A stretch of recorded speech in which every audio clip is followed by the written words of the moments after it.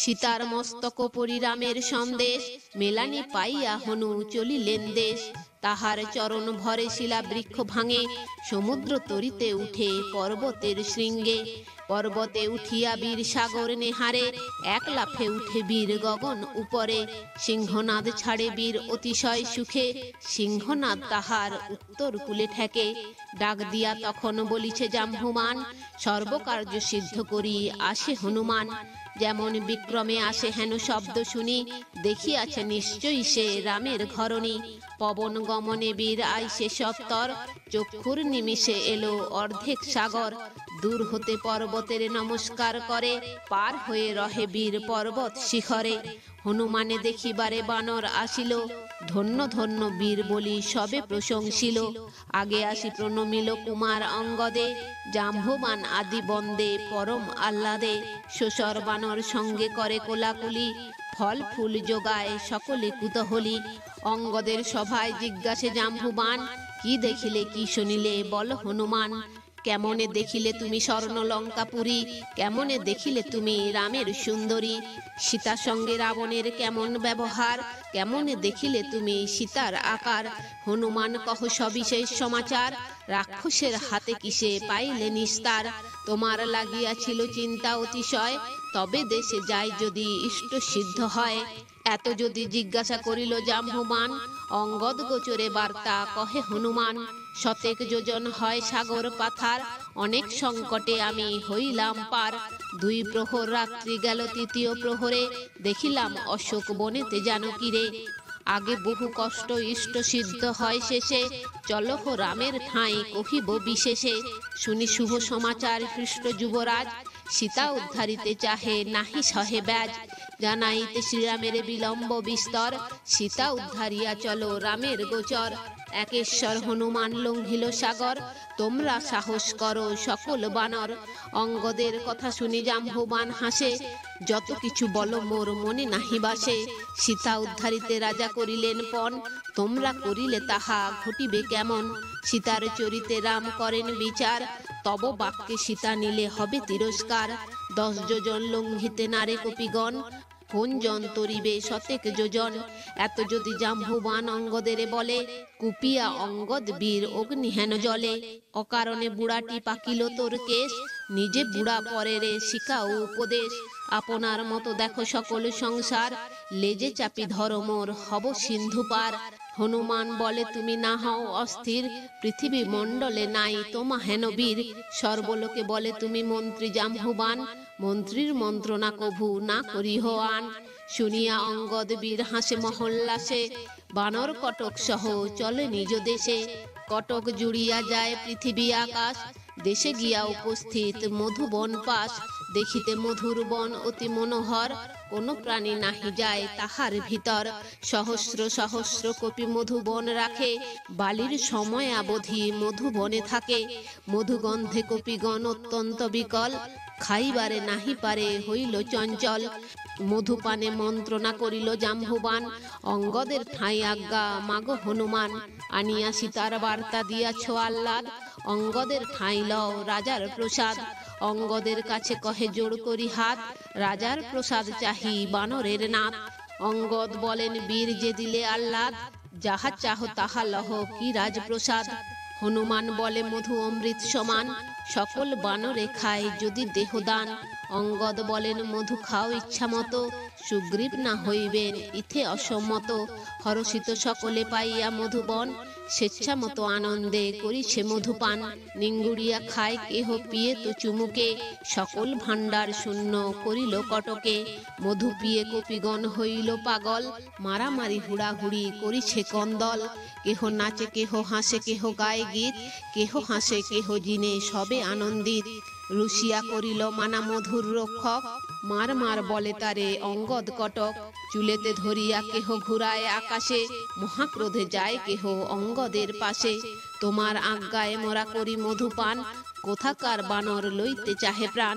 কুপিল অঙ্গদ বীর শুনিয়া বচন, সাজো সাজো বলি ডাকে বালির নন্দন। কটক লইয়া যুবরাজ যায় কোপে, কুপিল সে দধিমুখ আসে এক চাপে। অঙ্গদের প্রতাপ সহিবে কোনজন, দধিমুখ এড়িয়া পলায় কপিগণ। অঙ্গদ কহিছে ওরে শুনো দধিমুখ, তোরে আজি মারি যদি তবে যায় দুঃখ। জানিয়া সীতার বার্তা আনিল যে জন, তারে দান দিতে আমি হইব কৃপণ। রাজকার্য করি নাহি খাই পিতৃধন, ঘরেতে বসিয়া ভোগ কর মধুবন। পিতৃধন মধুবন করিল ভক্ষণ, মনের বাসনা তোরে কাটিতে এখন। বাপের মাতুল যে সম্বন্ধে বড় বাপ, তে কারণে না মারিনু তোমা হেন পাপ। জর জর হইয়া বীর আঁচড়ে কামড়ে, শীঘ্র দধিমুখ সুগ্রীবের পায়ে পড়ে। পায়েতে পড়িয়া কহে নিজ অপমান, মধুবন নাশয়ে অঙ্গদ হনুমান। তোমরা দুভাই যাহা করিলে পালন, এতকালে নষ্ট করে সেই মধুবন। না রাম না গঙ্গা রাজা করিল উত্তর, জিজ্ঞাসে লক্ষণ সুগ্রীবের অতঃপর। মামা হয়ে দধিমুখ ধরিল চরণ, অপমান পাইয়াছে করিছে ক্রন্দন। না দেহ সান্ত্বনা বাক্য না দেহ উত্তর, কি হেতু মামার প্রতি এত অনাদর। সুগ্রীব বলেন শুনি লক্ষণের কথা, অভিপ্রায় বুঝিলে উত্তর দিব তথা। দক্ষিণ দিকেতে যারা করিল গমন, লুটিয়া খাইল তারা রম্য মধুবন। মারি তাড়াইল এরা এই মধু রাখে, এই সব কথা কহে মামা দধিমুখে। সুগ্রীবে লক্ষণ কহে অপরূপ শুনি, কে আসিল কে করিল দক্ষিণ কাহিনী। শ্রীরাম বলেন যারা গিয়াছে দক্ষিণে, তারা কি আসিল জানো বার্তা এইক্ষণে। সুগ্রীব বলেন মিত্র নাহাও অস্থির, দক্ষিণেতে গিয়াছিল বড় বড় বীর। আপনি অঙ্গদ আর মন্ত্রী জাম্ববান, কার্যের সাধক নিজে বীর হনুমান। তব কার্যে হনুমান বড়ই তৎপর, অবশ্য হয়েছে সীতা তাহার গোচর। ধার্মিক পণ্ডিত হনুমান মহাশয়, দেখিয়াছে সীতার এসে কহিনু নিশ্চয়। Hello friends, welcome to my channel বৈদিক প্ল্যানেট। কেমন আছেন সবাই? আশা করি সবাই খুব ভালো আছেন, সুস্থ আছেন, শান্তিতে আছেন এবং যে যার নিজের জীবন আনন্দে অতিবাহিত করছেন। বন্ধুরা, আমার এই চ্যানেলে সহজ বাংলা ভাষায় বিভিন্ন প্রকার হিন্দু শাস্ত্র যেমন বেদ, উপনিষদ, পুরাণ, রামায়ণ, মহাভারত, গীতা ইত্যাদি বিভিন্ন প্রকার ধর্মগ্রন্থ নিয়ে আলোচনা করা হয়। আপনারা যারা এই শাস্ত্রগুলি সম্বন্ধে জানতে ইচ্ছুক কিন্তু পড়ার জন্য সময় পান না, তারা এই চ্যানেলের ভিডিওগুলি দেখতে পারেন। তো বন্ধুরা, আজকে আমাদের আলোচনার বিষয় হলো শ্রীরাম প্রভৃতির নিকটে হনুমানের প্রত্যাগমন। তো আসুন পরবর্তী অংশ শুনে নেওয়া যাক। শ্রীরাম বলেন মিত্র তোমার বচনে, যে আনন্দ পাইলাম কহিব কেমনে। হনুমান অঙ্গদের ডাকিয়া আনাও, কহিয়া সীতার বার্তা পড়ান জুড়াও। সুগ্রীব বলেন মামা এসো দধিমুখ, অঙ্গদের বাক্যে মামা না ভাবিও দুঃখ। সম্বন্ধে তোমার নাতি সেই যুবরাজ, নাতির নিকটে তব নাহি কোনো লাজ। শীঘ্র চলো মামা তুমি আমার বচনে, অঙ্গদ শ্রী হনুমানে আনো এই ক্ষণে। রাজ আজ্ঞা পাইয়া হরিষ দধিমুখ, এক লাফে পড়ে গিয়া অঙ্গদ সম্মুখ। মাথা অবনত করি কহে জোড় হাত, রাজবার্তা কহ শুনো বানরের নাথ। তব দোষ কহিলাম সুগ্রীবের স্থানে, তব অপরাধ রাজা না শুনিল কানে। নিজ ধন খাও তুমি বাপের অর্জিত, সেবক হইয়া কহিলাম অনুচিত। শ্রীরাম সুগ্রীব বসিয়াছে দুইজন, তরা গিয়া করো তুমি রাম সম্ভাষণ। সেবক বৎসল বড় সুশীল অঙ্গদ, মধুবন রক্ষা তারে দিলেন সম্পদ। চলিল অঙ্গদ বীর হয়ে হরষিত, কৌতুকে যায় বহু বানর বেষ্টিত। সকল ঠাটের আগে বীর হনুমান, শ্রীরামের ঠাঁই যায় পর্বত প্রমাণ।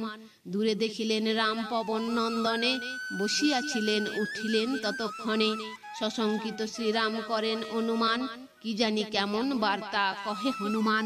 7-5 ভাবি রাম জিজ্ঞাসেন তাকে, হনুমান দেখেছ কি আমার সীতাকে। যদি সীতা দেখে থাকো বীর হনুমান, সর্বকার্য সিদ্ধ হবে তবে রবে প্রাণ। শ্রীরাম চরণে বীর করি প্রণিপাত, নিবেদন করে তবে জোর করি হাত। লঙ্কা মধ্যে দেখিয়াছি অশোক কাননে, কহিব সকল কথা প্রভু তব স্থানে। 100 যোজন সে সাগর পাথার, অনেক কষ্টেতে আমি হইলাম পার। অন্ধকারে করিলাম লঙ্কায় প্রবেশ, রাজ অন্তপুরে না পাইলাম উদ্দেশ। আবাসে আবাসে আমি সীতা নাহি দেখি, কাঁদিলাম বিস্তর হইয়া মন দুঃখী। অকস্মাৎ দেখিলাম অশোক কানন, অশোক বনের জ্যোতি রবির কিরণ। দুপ্রহর রাত্রি গতে তৃতীয় প্রহরে, অশোক বনের মধ্যে দেখিনু সীতারে। হেনকালে তথা গেল রাজা দশানন, দেবকন্যা সঙ্গে আর বিদ্যাধরীগণ। লঙ্কেশ্বর কি বলিয়া সম্ভাষে সীতারে, বৃক্ষ আড়ে রহিলাম শুনিবার তরে। অনেক প্রকারে স্তুতি করিল রাবণ, জানকী না শুনিলেন তাহার বচন। তোমা বিনা জানকীর অন্যে নাহি মন, কোপেতে কাটিতে চাহে রাজা দশানন। জানকী বলেন মৃত্যু করিলাম সার, রামের চরণ বিনা গতি নাহি আর। নিরাশ হইল দুষ্ট সীতার বচনে, বিষম রাক্ষসী চেড়ি ডাক দিয়া আনে। ঘরে গেল দশানন ঠেকাইয়া চেড়ি, সীতারে মারিতে সবে করে হুড়াহুড়ি। সীতারে বুঝায় চেড়ি অশেষ প্রকারে, কোনো মতে সীতা দুষ্ট বচন না ধরে। ত্রিজটা রাক্ষসী রাত্রে দেখিল স্বপন, সীতার মঙ্গল সেই চিন্তে অনুক্ষণ। স্বপ্ন শুনিবারে গেল চেড়ি তার পাশ, গাছে তাকি সীতা সহ করিনু সম্ভাস। কোথা হতে এলে মোরে সুধাই বৈদেহী, সুগ্রীবের সঙ্গে সখ্য আমি সব কহি। তোমার অঙ্গুরি তাঁরে করি প্রদর্শন, অঙ্গুরি পাইয়া সীতা করেন রোদন। সর্বকার্য শেষ করি যবে দেশে আসি, মনে করিলাম কিছু বিক্রম প্রকাশী। ভাঙিলাম মনোহর অমৃত কানন, শত শত রাক্ষসের বধিনু জীবন। ক্রমে বধিলাম তার বহু সেনাপতি, প্রাণে মারিনু অক্ষয় কুমার প্রভৃতি। চক্ষুর নিমিষে সব করিনু সংহার, ইন্দ্রজিৎ করিল সমরে আগুসার।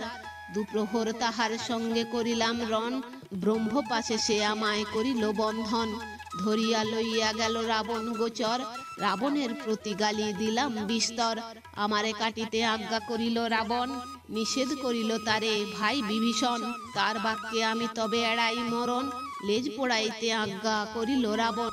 লেজে অগ্নি দিল লেজ পোড়াবার তরে, সেই অগ্নি দিলাম লঙ্কার ঘরে ঘরে।